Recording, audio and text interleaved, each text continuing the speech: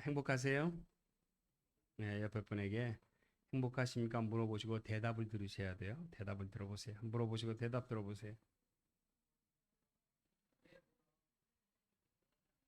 행복하시대요? 여러분 행복이 어디 있어요? 마음에 있습니까? 그래요? 마음에 있으면 뭐예요? 지키질 못하는데.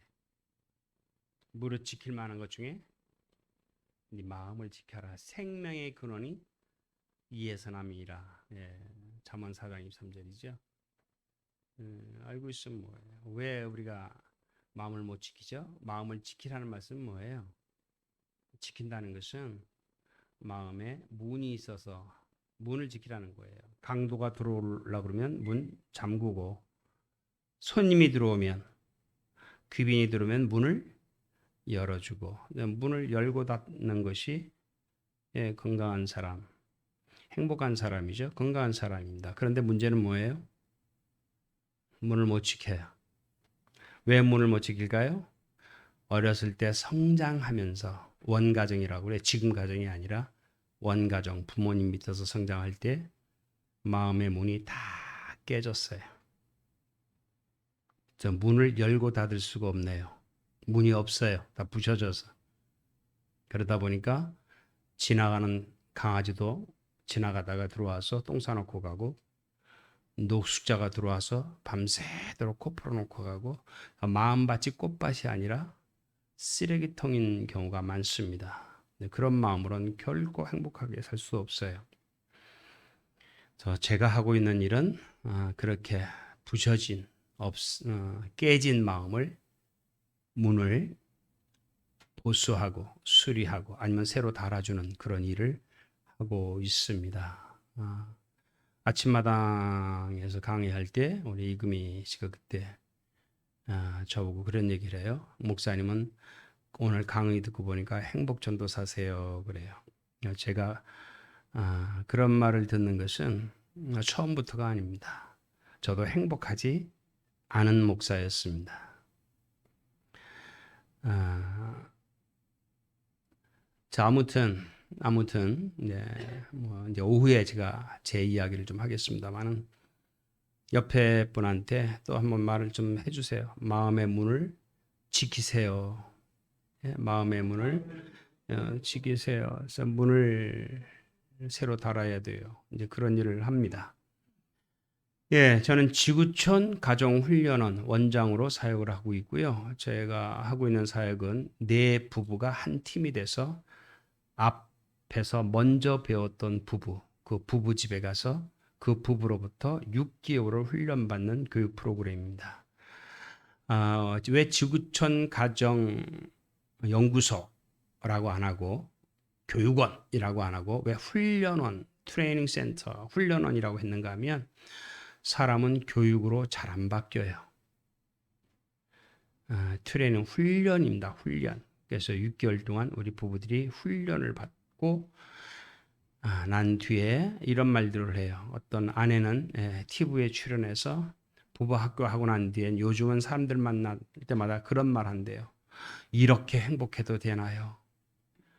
내 인생이 이렇게 행복한 날이 올 줄 몰랐어요. 이런 이야기들을 해요. 평생을 대학에서 후학을 위해서 교수 일을 했던 74세 어르신은 둘째 아들, 둘째 며느리가 먼저 부부 학교하고 난 뒤에 아버지 어머니를 억지로 개강식 때 모시고 왔어요. 근데 그분이 뭐하러 공부하러 오셨어요? 평생을 공부하신 분이고 평생을 가르치신 분인데, 근데 둘째 아들하고 둘째 며느리 때문에 억지로 끌려오셨다가 이제 좀 이따 영상 보실 거예요. 80대 부부들이 와서 어떤 모습으로 교육을 받고 있는지를 아마 보시게 될 텐데,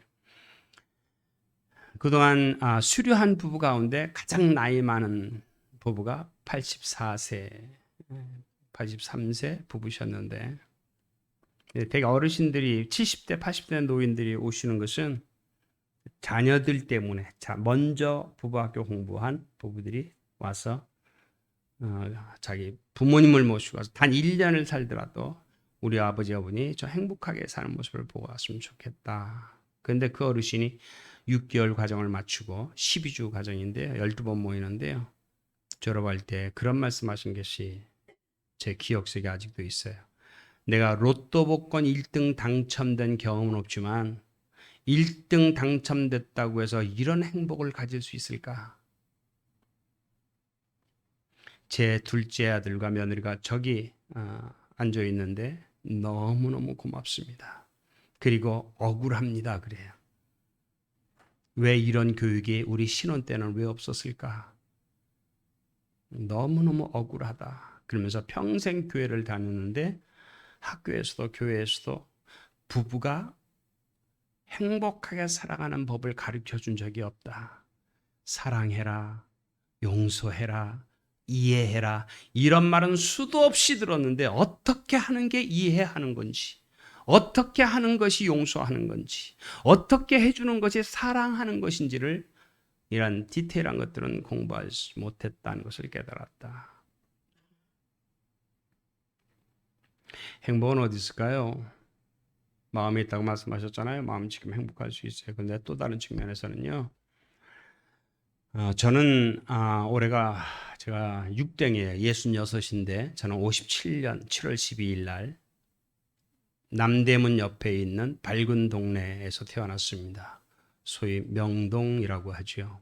저는 7남매 중에서 막내로 태어났습니다. 누님이 4분, 형님 2분. 그리고 제가 막내였는데요. 제가 태어날 땐 제가 왜 명동에서 태어났을까요? 우리 아버지가 잘 나갔습니다. 1950년에 6.25 전란이 일어나고 3년 전쟁 후에 1953년에 휴전하고 4년 뒤에 57년에 제가 태어났을 때는 대한민국은 아프리카 어떤 나라보다도 가난한 나라였습니다. 지구촌에서 가장 빈곤한 나라가 대한민국이었습니다. 하루 한 끼 먹기도 힘들 때였습니다. 그런데 우리 아버지는 명동, 서공동, 무교동에서 6개 사업을 하셨어요. 음식점, 방앗간, 사진관, 유리가게. 그런데 전쟁 직후라서 그런지 몰라도 다 잘 됐어요. 그래서 우리 어머니는 돈에 관해서는 부족함이 없이 쓰셨습니다. 우리 어머니는 우리 외삼촌들이 그래요. 숙모가 그래요. 작은아버지들이 그래요. 친척들이 이모 고모가 다 그래요. 우리 어머니 얘기만 나오면 니네 엄마는 호강했어 이놈아. 니네 엄마는 돈이 우리는 그때 한 끼 먹기 힘들 때도 니네 집만 가면 니네 엄마는 우리 엄마 다 부러워했대요. 우리 엄마 호강했대요. 그런데요. 우리 누님 4분은 전혀 다른 말을 해요. 어머니 얘기만 나오면 저한테 이런 말을 해요. 우리 큰 누님은 저보다 16살이 많은데 지금 84세세요. 지금도 생존하신데 우리 둘째 누님, 셋째 누님, 넷째 누님 다 나이가 저보다 많아요. 근데 우리 어머니 얘기만 나오면 우리 누님들이 이런 말씀해요. 막내야, 니네 엄마는 눈물의 여인이었다. 이놈 새끼야, 네 엄마는 울고 살았어. 그래요. 친척들은 우리 어머니 얘기 나면 다 부러워하는데 우리 누님들은 똑같이 니네 엄마는 불행한 여인이었대요.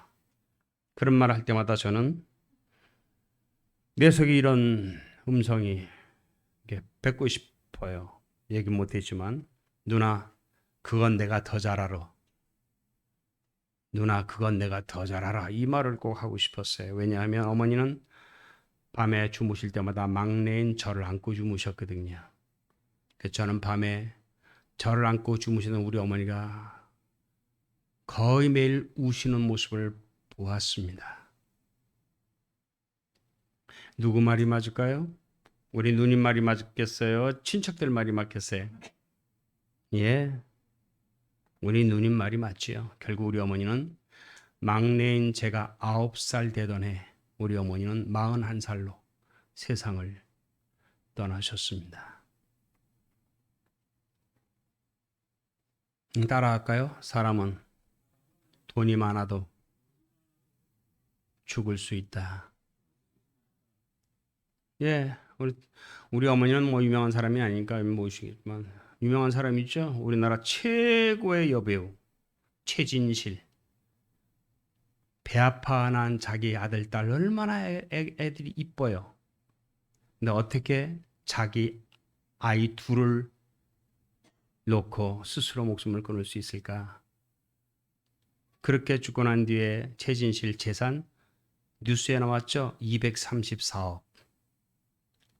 234억이란 돈을 벌어놓고도 죽었습니다. 그건 굉장한 메시지가 있어요. 진리가 있습니다. 돈은 많이 벌어도 행복하지 않을 수 있다는 거죠. 아멘 하세요. 아멘. 옆 사람 손잡고요. 돈 많이 벌지 마세요. 빨리 하세요. 돈 많이 벌지 마세요. 하세요. 돈 많이 벌면 많이 가면 행복할 것 같죠? 천만의 꿈 깨십시오. 제가 가지고 있는 제 성경을 읽어보니까요. 돈이 축복이라는 말씀보다 돈이 저주라는 말씀이 3배나 많습니다. 실제로 돈은 일만하게 뿌리가 되는 게 맞아요. 그런데 그리스도인들까지도 세상 사람들과 똑같은 가치관을 갖고 살아요. 돈, 그놈의 돈. 우리 어머니가 지금도 살아계실 수 있구나 하는 생각을 10여 년 전에 한 적이 있어요. 이 부부들을 상담하고 치유하면서 우리 어머니 장수하실 수 있었어요. 조건은 딱 하나입니다. 저희 아버지가 노동판에서 벽돌지는 1일 근로자라고 했을지라도 시장에서 리어카 끌고 나가서 배추 장사하는 아저씨라고 했을지라도 저녁에 들어오시면서 먼지 털고 들어오시면서 동네 앞에 붕어빵이라도 한 봉지 사갖고 들어오셔서 우리 어머니에게 여보 7남매 키우느라고 고생 많지. 이런 아버지였다면 우리 어머니는 아마 지금도 살아계실 것이다 하는 생각을 했어요. 이 가정사역하면서 부부사역하면서 알았어요. 우리 어머니가 지금 살아계시다면 막내인 나한테 무슨 말씀 하실까도 생각해 봤어요. 우리 어머니가 저한테 이런 말씀 할 것 같아요. 막내야, 엄마는 참 가난했잖아. 아버지가 앞에 하루 사는 아버지였기 때문에 정말 우리 집 가난했어. 그래서 엄마는 불편한 게 한두 가지가 아니었어. 그런데 엄마는 참 행복했다. 그런 말씀 하실 것 같아요. 엄마는 가난해서 불편한 게 많았어. 그런데 엄마는 참 행복했다. 그런 말씀 하실 것 같아요. 자, 이 정도면 이제 눈치채셨죠? 행복이 어디 있을 것 같아요? 이거 이야기하라고 하나님이 오늘 여기 보내셨다고 저는 믿어요. 이거 가슴에 새기셔야 돼요. 따라하세요. 행복은 가장 가까운 사람과 잘 지내는 것이다. 아멘. 행복이 뭐라고요? 가장 가까운 사람과 잘 지내는 거예요. 여러분들이 이 세상을 다 가졌어도 가장 가까운 사람과 이거 녹화 안 하죠? 이거 녹화해요? 그러면 말 골랐어야 되겠네. 여러분들이 이 세상을 다 가졌다고 해도 가장 가까운 사람과 힘들게 살면 아침에 일어날 때마다 인상 쓰고 일어나야 되고 저녁에 집에 갈 때마다 안 들어가고 싶어요. 굉장히 힘들어요. 그런데요, 학벌이 짧아요. 가방끈이 좀 짧아요. 수입이 별로 없어요. 마이홈도 없어서 지금 월세 살아요. 그래도 괜찮아요. 행복할 수 있어요. 조건 하나예요. 가장 가까운 사람과 뭐 하면? 잘 지내면. 근데 우리의 비극이 뭔지 아세요? 가장 가까운 사람과 잘 지내는 게 행복인데 하나님은 행복이라고 하는 것을 물질적인 풍요로움에, 사회적인 지위에, 포지션에, 권력에, 명예에, 디그리, 이 학위에 두지 않았어요.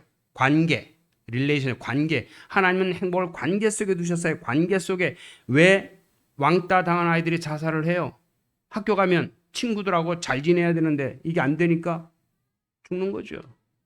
그래서 하나님은 행복을 어디에다 두셨다? 관계예요, 관계. 근데 가장 가까운 사람과 잘 지내는 게 행복인데 우리의 비극이 뭐예요? 가장 가까운 사람과 가장 못 지내요. 그래서 인생이 행복하지 않아요. 가장 가까운 사람과 잘 지내는 게 행복인데 가장 가까운 사람과 왜 못 지낼까? 여러 가지 이유가 있지만 가장 큰 이유는 호세아가 이미 기원전에 예언했어요. 백성들이 지식이 없으므로 망하는도다. 뭐라고요? 지식이 없어 망한다. 결혼도 그래요. 지식이 없어 망하는 거예요. 결혼식 준비는 그렇게 하는데 결혼 준비는 안 해요.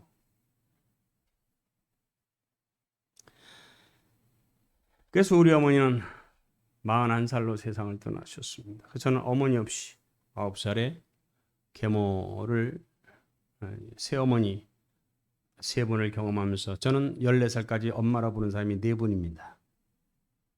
그렇게 자랐어요.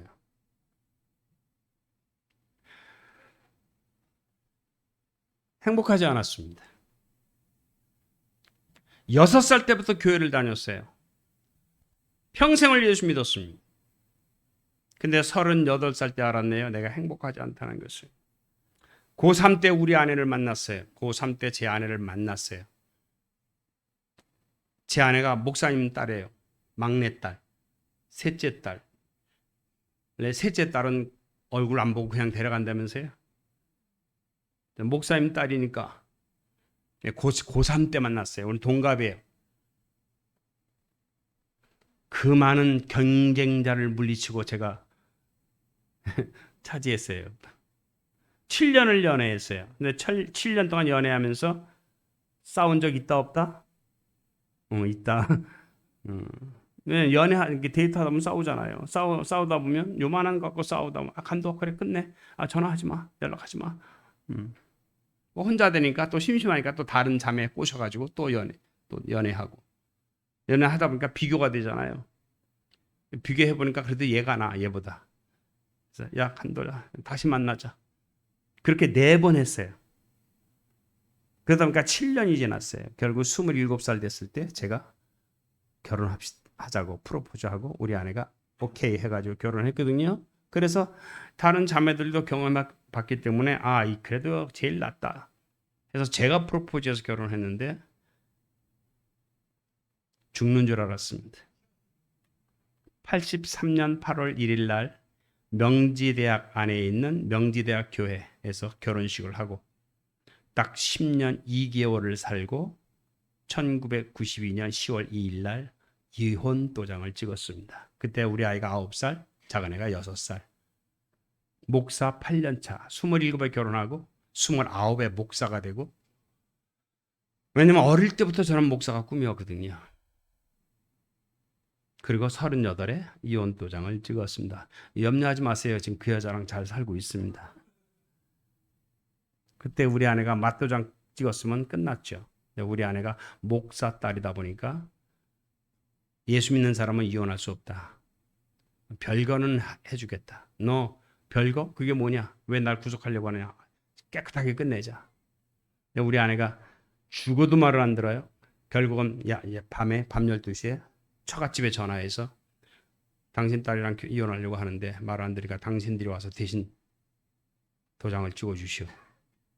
놀라가지고 그 야밤에 오빠, 형부, 언니 4명이 달려와가지고 밤새 아침에 해가 뜰 때까지 나를 설득을 하는데 제가 설득이 안 됐어요. 너무 힘들었거든요. 그런데 우리 큰동서가 장로님이신데 부부 교육받는 데가 있대요. 한 번만 가보래요. 그 말에 미쳤습니까? 거기 가서 이 여자랑 또 살라고요? 교육받고 이 여자랑 다시 살라고요? 절대 못합니다. 했는데 그분이 2번, 3번 가라는 얘기 안 한다. 한 번만 가봐라. 한 번만. 이렇게 윗사람이 부탁하는데 그건 들어줄 수 있지 않냐. 한 번만 가봐라. 그래 한 번만 갔다 오라는데 알았습니다. 한 번 갔다 오죠. 했는데 그 한 번이 내 인생을 이렇게 바꿔놓을 줄 몰랐어요. 갔는데 너무너무 놀랬고 충격을 받았어요. 충격도 그런 충격 받은 적이 없어요. 저희는 옵서버 이미 4부부가 2번 모였어요. 3번째 모임에 저희 부부가 옵서버 손님으로 간 거죠. 그냥 옆에서 구경만 했어요. 저녁 7시에 모였는데 새벽 3시에 끝났어요. 8시간이 후딱 지나가요. 뭐 한두 시간 지난 것 같은데 8시간이 지났더라고요. 내가 나중에 경험해 보니까 남 부부 얘기가 그렇게 재밌을 수가 없어요. 밤이 맞아도 너무 재밌어요. 돌아온 첫 번째 옵석으로 참석했다가 돌아오는 게 멘붕이 돼가지고요. 말 한마디도 못했어요. 집에 거의 다 왔을 때 제가 운전하고 있는데 우리 아내도 멘탈이 붕괴된 거예요. 이거 뭐지? 우리만 불행한 줄 알았는데 이거 뭐지? 우린 정말 형편없는 부부인 줄 알았는데 이렇게 생각했는데 다른 부부 얘기 들어보니까 위로가 돼서 저도 위로받았어요.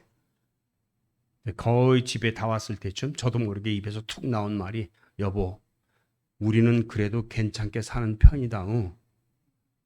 솔직한 심정이었어요. 근데 우리 아내가 그렇지 그래요. 우리 아내도 느낀 거죠. 그 모임이 얼마나 위로가 됐는지요. 한 번만 가고 말라 그랬는데 막 기다려줘요. 기다려줘. 결국은 두 번, 세 번, 네 번 계속 하다 9째 모임 끝났을 때 그때도 새벽 4시쯤에 집에 들어왔는데 아내가 옷장문 열고 자기 옷을 벗는데 못 견디겠어요. 잘못 살았어요. 바깥에 나가면 이희범 최고라고 다 나를 인정하는데 우리 아내는 오직 한 사람 우리 아내만이 나만 싸움만 하면 당신이 목사야? 어디 가서 목사라 그러지 마. 인간부터 되이시 인간부터 되이시. 난 싸움만 하면 목사도 아니래요. 인간도 아니래. 그러니 제가 그때 무슨 생각했겠어요. 나가면 최고라는데 우리 아내나 인간도 아니라니까 그때 제 판단 하나죠. 나는 괜찮은 사람인데 여자 하나 잘못 만나서 내 인생이 이렇게 끝나는구나 이렇게 생각했던 거죠. 근데 들어가서 교육을 받아보니 잘못 살았던 거예요. 다른 사람들은 다 인정 못 받아도 아내한테 인정받는 것이 우선인데 그걸 놓쳤던 거예요. 그래서 결국 무릎 꿇고 통곡하고 용서를 구하고 그 용서를 구했더니 오히려 우리 아내가 옷 벗다가고 놀래가지고 같이 무릎 꿇더니 저를 끌어안더니 아니라고 자기가 정말 부족한 아내였다고 남자는 자존심으로 사는데 내가 당신의 자존심을 너무 많이 망가뜨렸다고 정말 내가 잘못했다고 또 아내가 오히려 그렇게 교육 같이 받았으니 그리고 난 뒤에 저희 부부 때문에 애들이 상처가 많았는데 계속 이제 세월을 가다 보니까 우리 아내가 웃어요. 행복하다고 말해요. 저도. 그러니까 우리 두 아들도 엄마 아빠 행복해하는 거 보니까 그렇게 좋아하더라고요. 숙제 하나 드릴까요?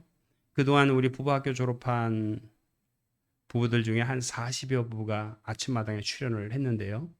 그중에 한 부부를 꼭 소개하고 싶어요. 이쪽 동네에 사시는 분이니까. 김정길, 아내는 양희영.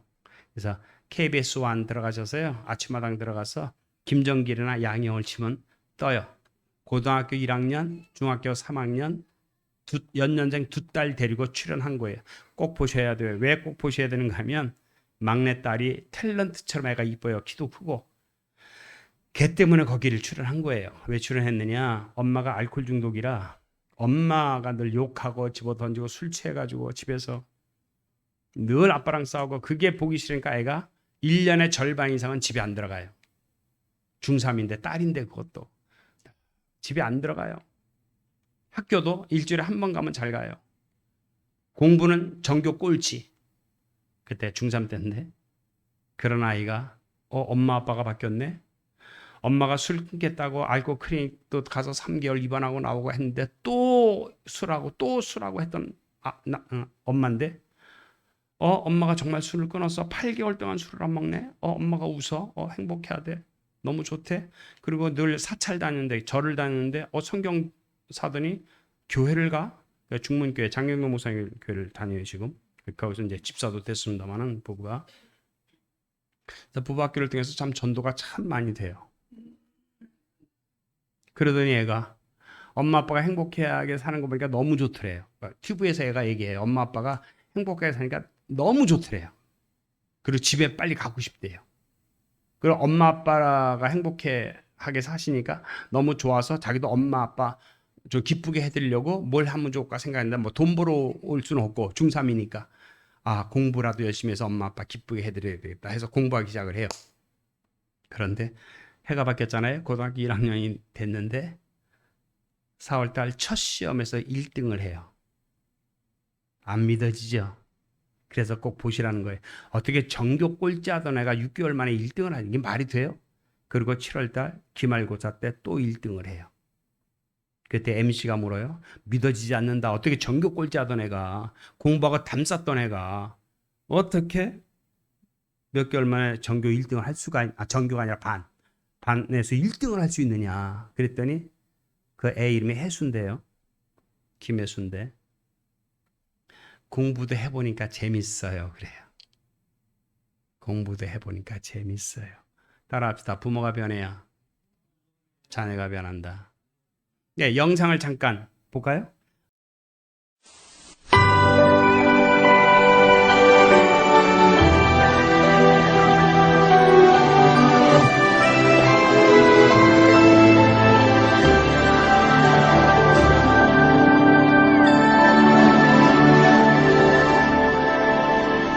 좋은 곳에 살아도 좋은 것을 먹어도 당신의 맘 불편하면 행복이 아닌 거죠. 웃고 있는 모습이 행복한 것 같아도 마음속에 걱정은 참 많을 거예요. 사랑도 나무처럼 물을 줘야 하는데 가끔씩 난 당신께 슬픔만을 줬어요. 너를 사랑한다고 수없이 말을 해도 내가 내 맘 아닐 땐 화낼 때도 많았죠. 세상 사는 게 바빠 마음에 틈이 생겨 처음 했던 약속을 지키지 못하지만 이 세상에 무엇을 나에게 다 준대도 가만히 생각하니 당신만은 못해요. 사랑해, 난 널 사랑해, 사랑해, 난 널 사랑해.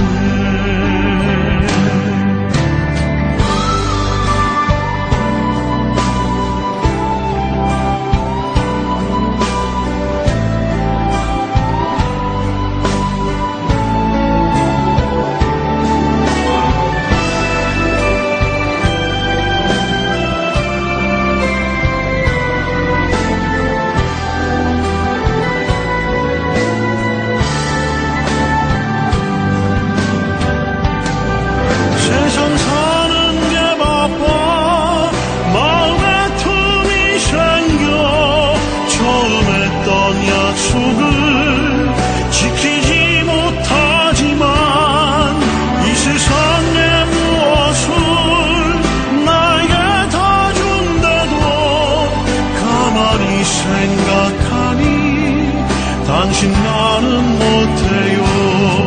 세상 사는 게 바빠 마음에 틈이 생겨 처음 했던 약속을 지키지 못하지만 이 세상에 무엇을 나에게 다 준대도 가만히 생각하니 당신만은 못해요. 사랑해, 난 널 사랑해, 사랑해, 난 널 사랑해, 사랑해, 난 널 사랑해, 사랑해, 난 널 사랑해.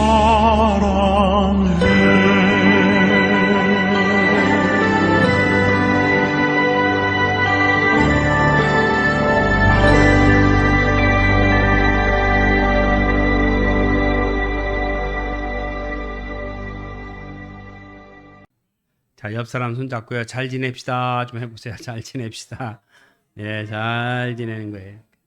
그래서 돈을 많이 벌면 좋겠다 하는 것도 좋지만 그보다 우선 해야 될 일은 하나님 내게 주신 가장 가까운 사람과 잘 지낼 수 있는 지식과 기술을 빨리 배우는 거예요. 그게 가장 중요한 일입니다. 가장 가까운 사람과 잘 지낼 수 있는 뭐하고 뭐요? 지식과 기술. 자, 절 좀 보세요. 좀 내려갔으면 좋겠는데. 우리 앞에 계신 우리 장로님 부부세요? 장로님 권사님? 예, 결혼한 지 몇 년 되셨어요? 네? 50년. 아이고, 강산이 5번 바뀌셨네. 예. 자, 보세요. 따라합시다. 지식, 기술. 예. 우리 장로님 부부를 이제 처녀 총각이라고 한번 생각해 보세요. 자, 이게 총각이에요. 이분은 처녀야. 근데 이 처녀는 결혼 예비 학교를 했어요. 뭘 했다고? 그래서 하나님이 창조하신 남성성과 여성성을 공부했어요. 남녀의 성적인 차이, 대화의 차이, 심리적인 차이, 생물학적인 차이 공부했어요. 그러면 이 신부는 유식. 그런데 얘는 그냥 따라다니다 그냥 결혼했어. 무식. 그 무식이죠. 그러면 둘이 결혼했으면 유식과 무식이 결혼한 거죠. 행복하게 될까요? 불행하게 될까요? 아니요, 행복해집니다. 얘는 무식해도 행복해집니다. 잘 들어요. 왜 그럴까요? 아내가 남자를 알아요, 몰라요? 그래서 편안해집니다. 둘 중에 한 사람만 유식해도 그 사람 때문에 관계가 나빠지지 않아요. 굉장히 중요한 얘기예요. 그런데 우리는 옛 조상 때로부터 지금까지 내려오는 말이 있죠. 무슨 말? 결혼은 안 해도 후회하지만 해도 후회한다는 말 내려왔죠. 이제 그 말이 메시지 내용이 뭔지 아시겠어요? 왜 결혼은 안 해도 후회하지만 해도 후회하죠? 왜 해도 후회하죠? 둘 다 무식해서 그런 거예요. 그런데 제3의 경우가 있겠죠. 제3의 경우 어떤 경우? 둘 다 유식하면 어떻게 될까요? 고스톱 옛날에 해보셨어요? 따따블이라고 있죠. 둘 다 유식하면 행복이 따따블이 되는 거예요. 그러니까 변화돼서 저렇게 TV에들 출연해서 전에는 이렇게 부르겠는데 지금 이렇게 행복합니다라고 말할 수 있었던 거죠. 저희 부부도 그렇고. 근데 문제는 뭐예요? 이런 공부를 하지 않는다는 것. 가장 중요한, 가장 먼저 해야 될 일인데. 내가 결혼 예비 학교 때 맨 앞에 앉아있는 애에게 물어요. 너 언제 결혼하니? 다음 달에 결혼하는데요. 그래? 축하한다. 한 가지만 묻자. 뭔데요? 너 운전면허증 있어? 예, 운전면허증 있습니다. 그거 어떻게 땄어? 그거 학원에 가서 너 등록해서 공부해서 시험 봐서 땄는데요. 오케이. 운전면허증 따는 거하고 결혼하고 어느 게 중요하니? 1초도 안 걸립니다. 결혼이 중요하죠. 다 이래요. 그런데 자동차 하나 모는 것도 면허증이 있어야 되는데 자동차 하나 모는 것도 자격증이 필요한데 결혼을 그냥 해? 나이가 됐다고 해? 야, 우리나라 교통부에서 너 20살 됐어? 어른 됐네? 야, 운전면허증 운전하고 다녀. 어떻게 될 것 같아? 큰일 나죠. 그런데 자동차 운전면허증 따는 거가 비교가 안 되는 인생의 가장 중요한 결혼은 나이가 됐다고 그냥 해? 너 어떻게 생각해? 그래서 6주 과정을 마치고 나면요, 아이들이요, 소감문 보면요, 거의 2가지 말은 거의들 써요. 우리 부모님이 왜 이렇게 사셨는지 이제야 알았습니다. 하마터면 나도 그렇게 살 뻔 했습니다. 교육이 얼마나 중요한지 이제야 알았습니다.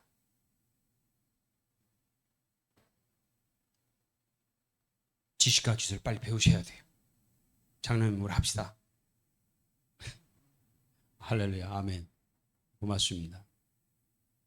자, 우리 학교에 가면 누가 계세요? 따라합시다. 가정은 인간이 만나는 최초의 학교다. 맞아요, 틀려요? 예? 이건 좀 이따 보고요. 가정은 뭐라고요? 인간이 만나는 최초의 학교야. 학교 가면 누가 계세요? 선생님 계시죠? 근데 전문 용어로는 교사라고 그래요. 선생님 자격증이라고 안 그래요. 교사 자격증. 예, teacher. 야, 가정이 뭐라고요? 인간 만난 최초의 학교야. 학교에 가면 누가 계세요? 교사가 있어요. 따라합시다. 교사는 아무나 하나. 교사 아무나 해요? 안 되죠. 아무나 하면 사입이죠? 야매죠? 근데 교사는 누가 할 수 있어요? 사범대학이나 교육대학을 나와야 돼요. 사범대 교육대에 나와서 임용고사 패스해서 합격해야 비로소 아이를 가르칠 수 있는 교사 자격증이 주어진다 이 말이에요. 맞죠? 이 과정을 뭐라고 그래요? 전문 과정이라고 그래요. 그래서 교사는 전문직이에요. 프로페셔널 전문직이에요. 전문직. 근데 가정이 뭐라고 해요? 가정이 인간이 만나는 최초의 학교야. 가정이라는 학교의 교사는 누구예요? 누구? 맞습니까? 따라합시다. 부모는 야매다. 후록구다. 옆 사람 손잡고요. 당신 후록구지? 빨리 하세요. 빨리 가르쳐줘요. 당신. 제가 후록구였어요. 제가 야매였어요. 그래서 우리 애들이 힘들었어요. 9살, 6살 때까지. 아빠가 야매였으니까. 엄마가 야매. 우리 애들이 정말 상처 많이 받았어요. 몰랐어요. 이런 교육 있다는 걸 몰랐어요.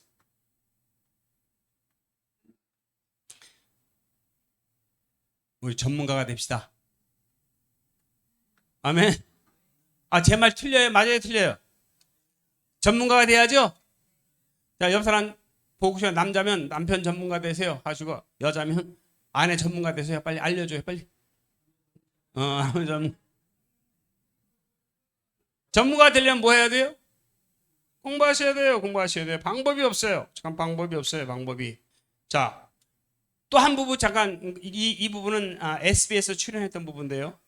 지금은 혼인 숙려 제도가 있죠.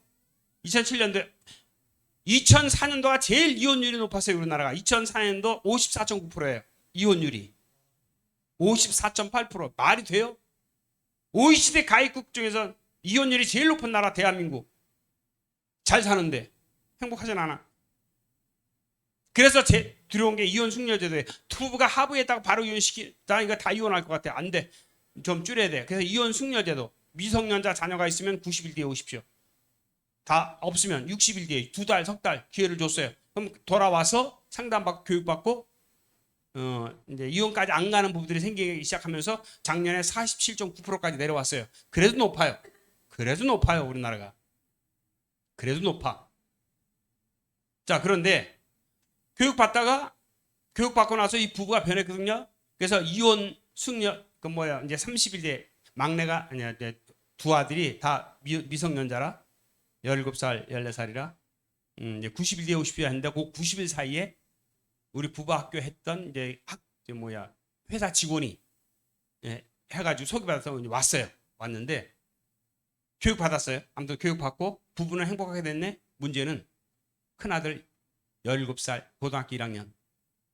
여보, 당신 아들하고 풀어야지. 풀어야지. 오늘 하세요. 알았어요. 안 자고 기다리다가 애가 학원에서 밤 12시에 들어왔는데 다녀왔습니다 하고 애가 들어와서 자기 방에 들어갔는데 아빠가 따라 들어가서 애 방에 들어가서 무릎을 꿇었어요. 아들 앞에. 아빠가 그동안 아빠랑 살면서 억울한 거 많았지. 아빠 때문에 화나는 거 많았지. 나 너한테 미안한 게 너무나 많아. 다른 거 아니야. 나 너한테 사과하고 싶어서 그래. 아빠 때문에 힘들었던 거 한 가지만 얘기해 줄래? 아빠가 너한테 사과할게. 그때 아들이 아빠가 무릎 꿇고 울면서 용서를 빌면 용서해 줘야 되는 거 아니에요? 이놈 자식이 용서를 안 해줬어요. 아빠 제 방에서 나가세요. 난 아빠하고 얘기하고 싶지 않아요. 나가세요. 야, 아빠가 이 정도라 하면 좀 들어줘야지. 화날 텐데 화 안 내세요. 교육받은 대로 잘하셨어요. 그래, 네가 아빠 때문에 힘든 게 억울한 게 얼마나 많았는데 아빠가 말 한마디로 용서받을 수 있겠어? 알았어. 그럼 아빠 지켜봐 줄래? 아빠가 정말 변했구나라고 생각될 때가 올 거야. 그러면 그때라도 용서한다고 해서 아빠 기다릴게. 그런 일 없을걸요? 나 아빠 안 믿어요. 이렇게 된 거예요. 2달 지났어요. 그 일 있고 2달 지났는데 SBS 스페셜팀이 취재하러 갔네. 이 부부 인터뷰하는데 애가 들어와요. 애 방에 따라 들어가서 인터뷰하는 내용이 나와요. 그 뒤에 근데 이 아들이 이렇게 말해요. 나는 악마랑 살고 있습니다. 자기 아빠를. 근데 아버지들은 자녀가 그렇게 크게 상처 입었다는 걸 잘 몰라요. 근데 2달 만에 아빠가 2달 동안 지켜봤더니 아빠가 정말 변했다고 느꼈나 봐요. 아빠가 소파에서 다시 인터뷰하고 있는데 애가 나와가지고 아빠 옆에 앉아. 애가 아빠 옆에 앉아. 아빠 그렇게 싫어한 애가. 그때 아빠가 다시 용기를 내서 얘기해요. 지금은 네가 아빠를 용서할 수 없지만 아빠 지켜봐줘. 아빠가 변했다고 생각될 때가 올 거야. 그때라도 용서한다고 해줘. 아빠 기다릴게. 그 말을 또 해요. 그때 아들이 하는 말. 그때 시청률이 제일 높았다고 그래요. 잠깐 보고 하겠습니다.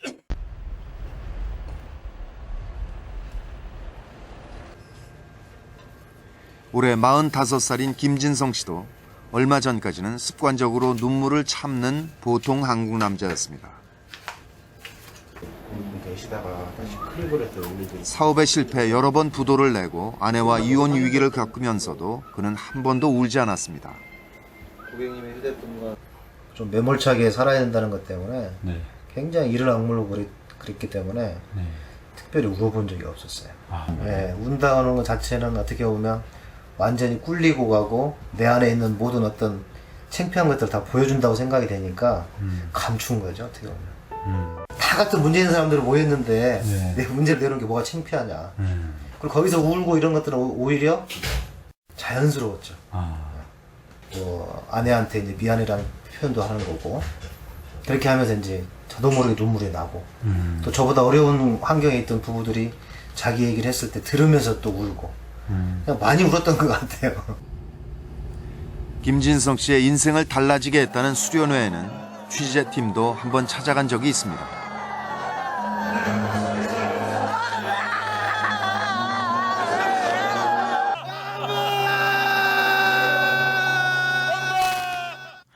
어두운 강당에 모여 우는 사람들을 보면서 에서 과연 인생이 달라질 수 있을까? 그런데 김진성 씨네 가족을 만나면서 그 의문이 조금씩 풀리기 시작했습니다. 잘 갔다 왔어요. 잘 갔다 왔어. 퇴근하고 돌아온 남편을 따뜻한 포옹으로 맞이하는 아내. 땀이 많이 났네. 그리고 다정한 저녁 풍경.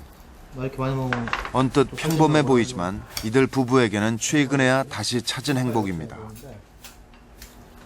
밥 먹으면서 식사하면서 정이 붙는다 그러잖아요. 옛날에 그거 못했거든요. 시간이 없어서 왜 못하셨어요? 싸우느냐고. 얼굴도 꼴보기셨는데 무슨 마을 같죠. 서로가 원수처럼 미워하던 부부를 다시 식탁 앞에 마주 앉게 한 것이 바로 남편의 눈물이었습니다. 그 눈이 빨개지면서 막 이렇게 그 눈물이 흘러내렸을 때 마음에 정말 그 맺힌 게 이렇게 탁 트여지는 그런 경험을 했어요. 장남에다 장교 출신인 남편. 무뚝뚝하긴 했지만 사업에 실패하기 전까지는 그런대로 무난한 가장이었습니다. 빚쟁이가 찾아오고 생활고가 심해지자 힘들어하는 아내를 두고 밖으로만 나돌던 남편. 아내에게 결혼 생활은 지옥으로 변해갔습니다.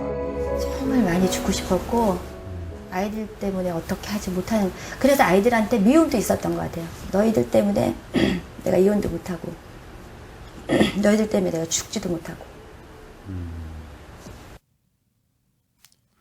부부의 갈등은 사춘기 아이들에게 씻을 수 없는 상처를 주었습니다. 누구보다 큰 상처를 입은 것은 올해 고등학교 1학년인 큰아들.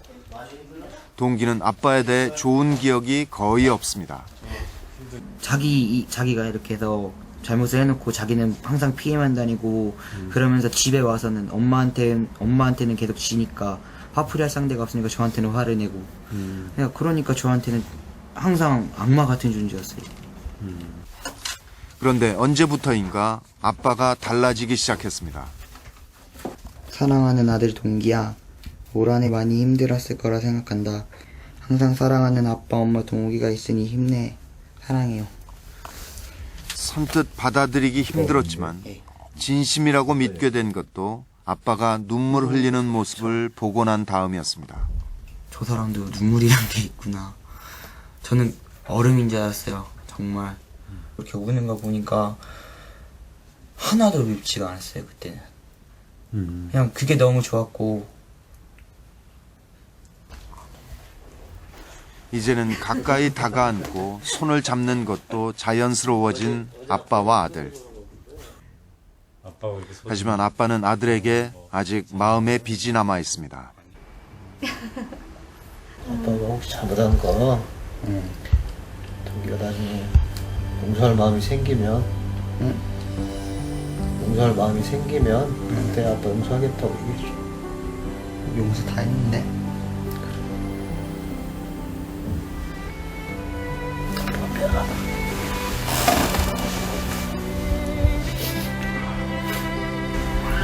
미안해 동기야. 18년 동안 참았던 눈물을 다 흘리려면 아직 더 많은 시간이 필요할 것입니다.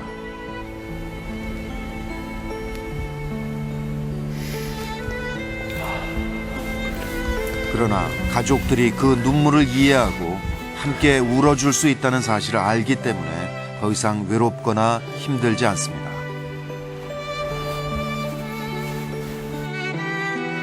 누구보다 많이 달라진 것은 김진성 씨 자신입니다.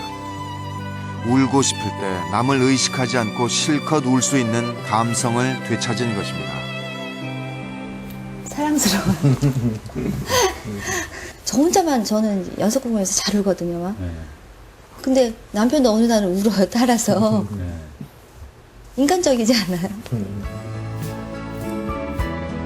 김진성 씨 가족들 사이에 드리웠던 먹구름을 걷어내고 다시 웃음이 깃들게 한 것은 진심에서 우러난 용서와 참회의 눈물이었습니다. 아, 이혼하고 싶었던 남편이 사랑스럽답니다. 아, 우리 옆에 분 손 따뜻하게 좀 이렇게 다시 한번 또 잡으시면서요.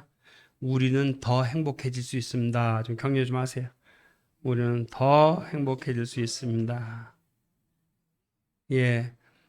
아, 이혼할 뻔했던 가정인데 지금은 분당에서 정말 잘 살고 있습니다. 잘 살고 있고 또 자기 교회 가정사역위원회 또 위원장이 돼서 오히려 다른 부부들을 도움을 주고 살려내는 일을 하고 있습니다. 아, 우리나라 아버지들이 가부장 문화 때문에 유교의 가부장 문화 때문에 우리나라 아버지들이 자녀들과 관계가 별로 안 좋아요. 이게 참 아버지들 잘못이 아닙니다. 가부장 문화가 뭐예요? 나는 가장이야, 가장. 가장은 권위가 있어야 돼, 가장의 권위. 근데 그 권위가 어떻게 나타났냐? 지배, 통치, 다스린. 그러니까 아내와 자녀들이 이렇게 남편이나 아빠를 바라보면 가까이 하기엔 너무 먼 당신인 경우가 참 많았습니다. 근데 그것보다 더 큰 이유가 있어요. 아버지를 싫어하는 이유가 뭔가 하면 이겁니다. 이 세상에서 내가 가장 사랑하는 우리 엄마를 때려? 이거는 용서가 안 됩니다. 5살 때, 6살 때, 7살 아주 어렸을 때 그냥 한 번 봤어요. 아빠가 엄마를. 그때 딸이든 아들이든 어마어마하게 상처를 받습니다. 왜냐하면 아이들은 엄마 뱃속에서 10달 동안 있었잖아요. 자궁이라고 그래. 자궁, 자식의 궁전. 거긴 안전했어요. 편안했어요. 그 엄마 10달 동안 엄마랑 같이 있었다고. 그래서 무의식 속에 사람은 엄마 그러면 그리움이고 고향입니다. 근데 어느 날 봤는데 엄마가 울어요. 근데 누가 울리고 있어요? 아빠가. 그 순간 이제는 아버지가 아닙니다. 이제는 이 자식은 자기 엄마를 힘들게 하고 고통스럽게 눈물 나게 했던 엄마에게 매를 때렸던 그 아빠는 이제는 원수가 됩니다. 그러면 어떻게 나타날까요? 일상이 아버지와 관계는 의무적 관계 외에는 나아가지 않습니다. 여기 이 아들처럼. 의무적 관계가 뭐죠? 아버지 죽는 날까지 이거밖에 안 해요. 안녕히 주무세요. 다녀오겠습니다. 별일 없습니다. 뭐 이런 말 외에는 아빠하고 접근하지 않습니다. 이건 굉장한 불행입니다. 어떤 아들은 장가를 갔는데 아버지 생일날에도 안 와요. 아버지가 이게 너무 무섭게 하고 많이 때렸거든요. 그리고 엄마를 힘들게 했다는 것 때문에 장남인 아들이 아버지 장가 가면서 아버지 다시는 안 본다. 그 동생들한테도 나 찾지 마라. 나 아버지 다시는 안 본다. 니들이나 잘해라. 이랬던 아들인데 장가를 갔는데 아버지 생일날도 안 와요. 아버지가 얼마나 마음이 근데 아버지 잘못이 아니죠. 우리 부모로부터 그렇게 배웠고 그렇게 살아왔잖아요. 이건 누구 잘못이 아니에요. 근데 아버지가 이제 교육받고 장가간 그 아들, 아버지 싫어하는 그 아들한테 전화를 했어요. 아버지야. 받을까 말까 하다가 아들이, 그래도 아버지가 전화했는데, 여보세요. 나다 애비다. 웬일이세요? 내가 너한테 이야기하고 싶은 게 있어 전화했다. 뭔데요? 미안해. 내가 너한테 참 미안한 게 많아. 그랬더니 아무 소리 안 들리더래요. 아무 소리 안 나오니까 뭐 대화가 되나요? 전화 끊었어요. 1시간 뒤에 아들한테 며느리한테 전화가 왔대요. 아버님, 아까 저희하고 통화하셨지요? 화가 났어요. 그래, 통화했다. 저희한테 무슨 말씀하셨어요? 늘 사이가 나쁜 관계였으니까, 또 아버지 때문에. 저희한테 무슨 말씀하셨어요? 왜 그러냐? 나 말 한마디밖에 안 했다. 도대체 무슨 말씀하셨길래? 저 사람이 아버님과 전화 끊자마자 자기 방에 들어가서 지금까지 울고 있어요. 1시간 동안 울고 있어요. 그때 아버지가 며느리한테 이렇게 말했대요.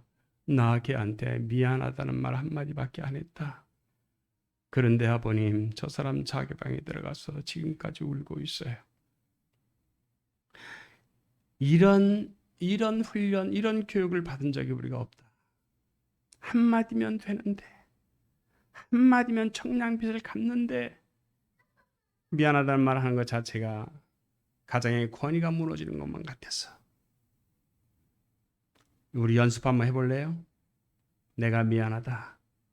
시작. 옆에 사람이 내 아들, 딸이라고 생각하고 아빠 때문에 힘들었지. 아빠가 참 미안해. 빨리 해보세요. 시작. 아유, 고맙습니다. 이제 어머니들이 하세요.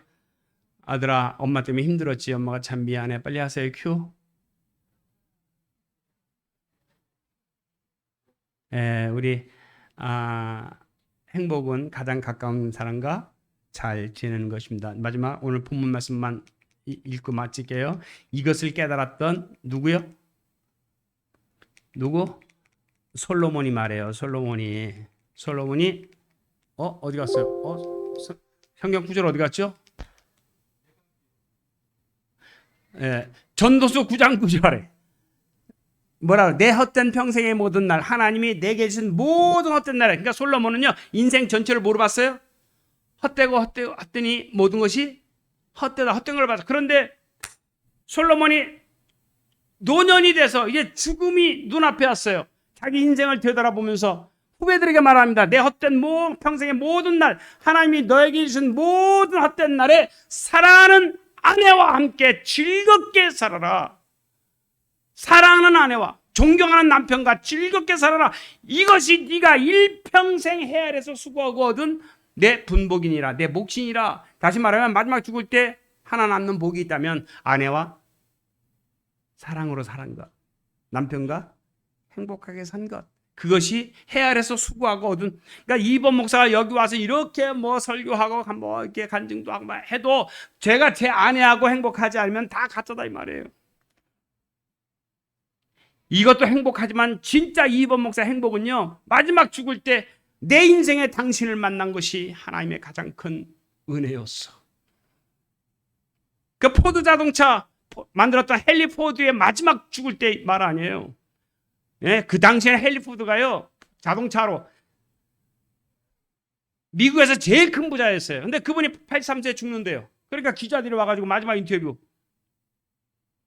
회장님, 헨리 포드한테, 회장님, 당신은 자녀들보다, 아들보다, 딸보다 자동차를 더 사랑했던 사람인데 다시 태어난다면 또 자동차 회사를 하시겠습니까? 라고 물었대요. 근데 중환자실에서 가늘게 눈을 뜨면서 헨리 포드가, 명언이죠, 유명한 얘기죠, 뭐라고 말했어요? 기자 양반, 내가 다시 태어나서 지금의 이 아내와 다시 살 수만 있다면 나는 어떤 일을 해도 관계없어. 그때 미국 사람들은 아는 거예요. 헨리 포드가 자동차로다가 돈 벌어서 재벌이 돼서 행복한 것이 아니라 아내와 사람을 살았기에 행복한 사람이었다는 것을 깨달았던 거죠. 가장 가까운 사람과 잘 지내는 것이 행복입니다. 잊지 마시고 가장 가까운 사람과 잘 지낼 수 있는 지식과 기술을 배우게 해달라고 기도하시길 바랍니다. 남편과 아내가 잘 사는 방법, 또 부모는 자녀와 잘 지내야 행복해요. 자녀도 부모하고 잘 지내야 행복해요. 교회에서는 여러분들 목사님하고 잘 지내면 행복해요. 교인들끼리 잘 지내면 행복해요. 저 옆에서 내 옆에 내 뒤에 정말 미운 사람, 뒤통수만 맞고 그냥 막 때려주고 싶은 사람이 내 옆에 앉았다. 예배 못 드려야 아주 힘들어. 가장 가까운 사람과 잘 지내는 기술을 갖고 살아가시기를 주의 이름으로 축원합니다. 오늘 이제 서론만 했어요. 이제 본론은 이 뒤에 4가지 공식이 있어요. 따라합시다. 행복에도 공식이 있다. 4단어인데요. 이따 오후 시간에 마무리하도록 하겠습니다. 기도하겠습니다. 좋으신 아버지.